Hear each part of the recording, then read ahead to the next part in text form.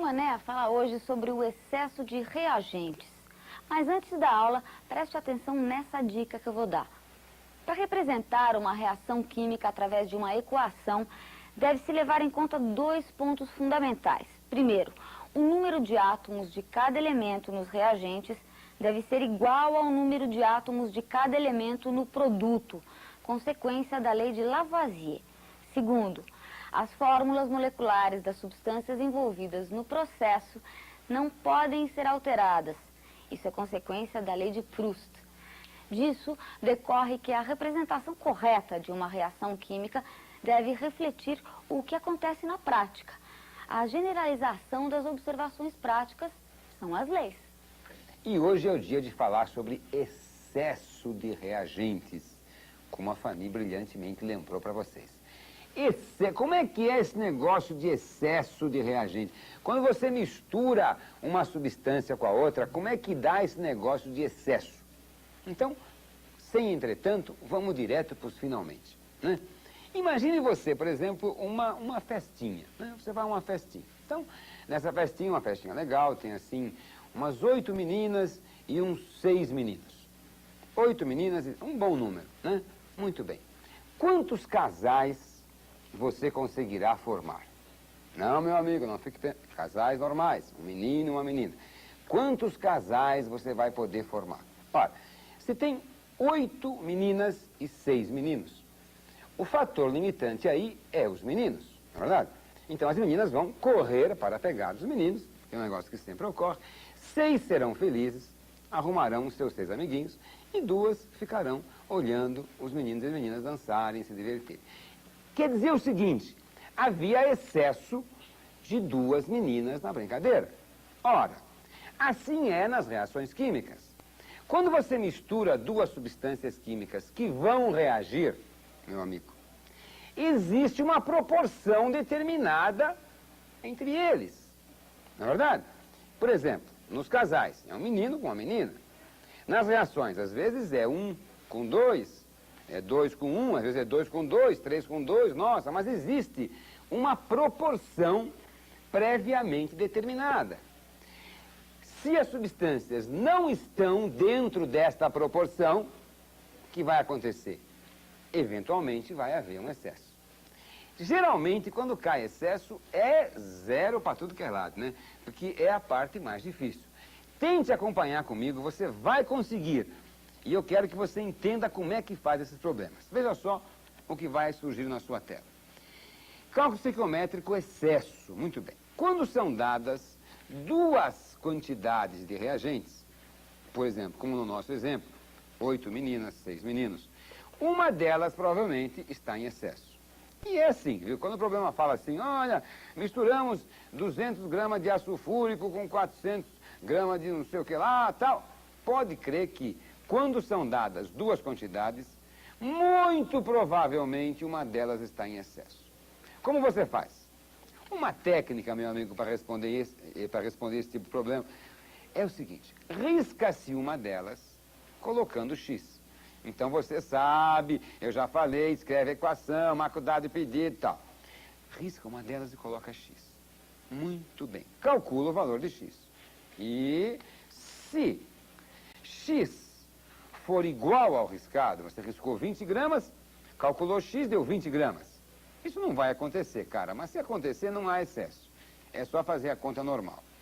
Se X for menor que o riscado, por exemplo, meu amiguinho, você tinha lá 20 gramas para reagir. Riscou esses 20 gramas, calculou e deu 10. Quer dizer que daqueles 20 que você tinha, só vai usar 10. Então vai haver excesso de 10. O excesso está no riscado, ou seja, naquilo que você riscou. Mas se X for maior que o riscado, por exemplo, tinha 20. Você riscou o X, calculou e deu 24. Isso quer dizer o quê? Que para reagir precisava ter 24. Você só tinha 20. Resultado, o excesso está no outro dado. Nossa, mas você falou muito. Mas a ideia é a seguinte. Misturou 2 quantidades ao acaso. Provavelmente uma delas está em excesso. Chute uma delas. Chuta. Põe o X lá, né? E calcula o valor de X. Se x der exatamente o que estava lá, é porque era exatamente o que estava lá que ia reagir, meu. Então não tem excesso. Se x der menor do que aquilo, por exemplo, tinha 20 lá. O cidadão te deu 20 para reagir. Mas você calculou o x e deu 16. Quer dizer, para reagir, só precisava 16. Mas a criatura te deu 20. Então ela te deu mais do que você precisa. Então o excesso está no riscado. O excesso vai ser 4. Mas, se você riscou lá o 20 e deu 28, por exemplo, é preciso 28 para reagir, mas só tem 20. Então, resultado, esse está em falta. O excesso está no outro. Tá bom? Então, acompanha comigo aqui o visualzinho. Misturando 4 mols de ácido sulfúrico com 6 mols de hidróxido de sódio, calcule a massa do eventual excesso e a massa de água formada. Eu vou rapidinho ler de novo, então. Misturando 4 mols de ácido sulfúrico, 4 mols, hidróxido de sódio, 6 mols. Calcule a massa do eventual excesso. E uma coisa que é muito perguntada, a massa de água formada. Vamos à resolution. Oh, yeah. Primeira coisa, escreve a equação química. É a mesma coisa que aprendemos nas aulas passadas. Escreve a equação. Ácido sulfúrico mais hidróxido de sódio, sulfato de sódio mais água. Acerta os coeficientes, muito bem. Marca o dado e pedido.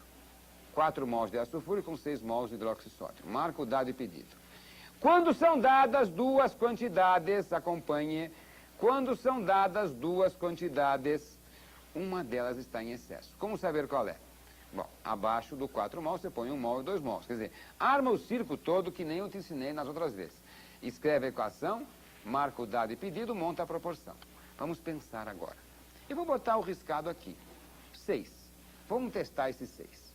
Vamos testar esse 6. Meu amigo, minha amiga, se 1 mol reage com 2 moles, se 1 mol reage com 2 mols, 4 mols reage com x. E quanto que dá x? 4 vezes 2, 8. Como é que você vai interpretar esse dado? 4 mols de ácido sulfúrico necessitam 8 de hidróxido de sódio. Você só tem 6. Então esse reagente está em excesso? Não, está em falta. Quem está em excesso é o outro. Então eu reescrevo a equação, marco o dado e o pedido de novo, 4 e 6. A proporção é 1 para 2. E penso assim, se 2 reage com 1, então 6 reage com x. 2x igual a 6, x igual a 3. Ah, Manuel, agora que eu entendi. 6 mols necessitam 3 de ácido sulfúrico para reagir. E você tem 4. Você tem 1 mol a mais. Então, resposta, reagem 3 mols de ácido sulfúrico e sobra 1. Mas tinha o item B. Tinha o item B. Uma vez que você sabe que é 6 mols que vai reagir, calcule a massa de água. 6 mols para x gramas. Embaixo de gramas, gramas. O coeficiente vezes a massa molecular. Embaixo de mols, o coeficiente. 2x igual a 12 vezes 18. Então vai dar 6 vezes 36 sobre 2 e a resposta é 108 gramas. A segunda parte eu não dei muita importância porque era mais importante você fixar a ideia do excesso. Mas você não pensa que acabou, não. Tem mais um problema. Vamos passar para você? Vamos lá. Qual o volume de gás carbônico na CNTP quando misturamos 2 mols de aleno com 96 de oxigênio? Esta é a questão que cai no vestibular. Qual o volume de gás carbônico quando misturo 2 mols de aleno com 96 de oxigênio? Rapidão, aí aparece o problema. Combustão do aleno, aleno é C3H4. Combustão é reação com O2, que produz o quê? CO2 mais água. Acerta os coeficientes, marca o dado e pedido. Presta atenção, olha para cá. 2 mols de aleno, 96 gramas de oxigênio. Monta a proporção, embaixo de mol, mol. Embaixo de grama, grama. Risca, Quando são dadas duas quantidades, uma provavelmente está em excesso. Estou chutando que é essa, tá bom? Estou chutando que é essa. Então, se 1 mol reage com 4 vezes 32, com 2 mols reage x. Calculo x, 256 gramas. Deu mais do que o que você tinha. Então não está em excesso, está em falta. Para reagir com 2 mols de aleno, você precisaria ter 256. Você tem menos. Então O2 está em falta. Aleno está em excesso. Vamos ver se está mesmo. Reescreve a equação, marca o dado e o pedido, monta a proporção, embaixo de mol, mol, embaixo de grama, grama. Se 4 vezes 2, 8, 4 vezes 12, 128 reage com 1 mol, com 96 reage X. Eu testei lá em cima o 96 e deu mais do que isso, então o excesso está no outro. Então eu vou testar esse aqui agora. Se 4 reage com 1, 96 reage com X. O X dá 0,75. Então, meu amigo, daqueles 2 mols que você tinha, vão reagir apenas 0,75. Então, 0,75 mols reagem com 96. Por que você fez isso? Para descobrir qual das duas quantidades eu devia usar. Se era 2 mols ou 96. Eu vou usar o quê? Eu vou usar 96 porque ele reage com 0,75. Vai haver excesso de 1,25 de propano. Esse 96 é que eu vou usar. Observe o item B. Dada a equação, lá, que a gente já tinha lá, qual o volume de gás carbônico? A partir de 96 de oxigênio. Que você concluiu que aquele lá estava em excesso. Massa com massa, volume com volume, multiplica em cruz, e você vai ter 50,4 litros de gás carbônico. Essa é o quê? A resposta do problema. Então nós temos aqui um tempinho pequenininho para falar para você, 1 minutinho só para falar para você o quê? Quando são dadas 2 quantidades de reagentes, meu amiguinho e minha amiguinha, uma delas provavelmente está em excesso. O que você faz? Coloca X num dos dois, chuta e calcula o X. Se o X for exatamente o que estava lá, não tem excesso. Se X for maior do que aquilo, você iria usar mais. Você não tem, então está em falta. O excesso é outro. Se der menos, é porque você vai usar menos que aquilo. E aquilo lá está em excesso. Tá bom, amiguinho? Olha, espero que você tenha entendido. Com muita alegria expliquei para você isso aqui. E na semana que vem não perca a última aula de cálculo estequiométrico, onde falaremos sempre com muita alegria desta fascinante matéria química que vai falar sobre pureza e rendimento. Tá bom? É isso aí.